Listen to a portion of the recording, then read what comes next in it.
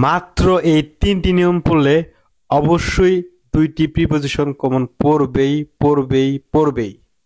হ্যাঁ, কমন পড়বেই। দেখেন এই তিনটি নিয়মগুলো। এক নাম্বার নিয়ম হচ্ছে a an a the plus noun থাকলে আমরা অবশ্যই সেখানে কি বসাবো? অফ বসাবো। অফ অফ শূন্যস্থানের আগে দা এ অথবা এন দেখলে আমরা কি বসাবো? অফ বসাবো। যেমন এই জায়গায় কি দা দেখতেছি, এই জায়গায় কি নাউন আছে, তাহলে এই জায়গায় কি বসাবো? অফ বসাবো। অফ। পরের নিয়মটি হচ্ছে এই জায়গা থেকে অবশ্যই একটি কমন পড়বে, অবশ্যই একটি কমন পড়বে, অবশ্যই একটি কমন পড়বে। পরের নিয়মটি হচ্ছে দা পরে আছে অফ, এই জায়গায় যদি আমরা শূন্যস্থান দেখি তাহলে আমাদের বসাতে হবে ইন।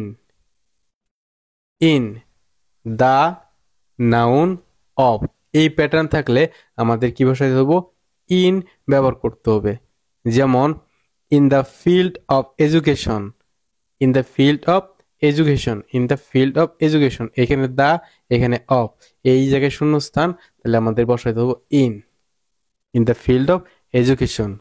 আরেকটি নিয়ম হচ্ছে 100, 1, সাম, মেনি, মাছ, মোস্ট থাকলে এই জায়গায় কি বসাইতে হবে? অফ বসাইতে হবে। অফ, এই জায়গায় কি বসাইতে হবে? অফ। আবার বলছি 100, 1, সাম, মেনি, মাছ, মোস্ট থাকলে এই জায়গায় কি বসাইতে হবে? অফ। তাহলে এই তিনটা নিয়ম থেকে আমার নিশ্চিত দুইটি প্রিপারেশন কারেক্ট হবেই।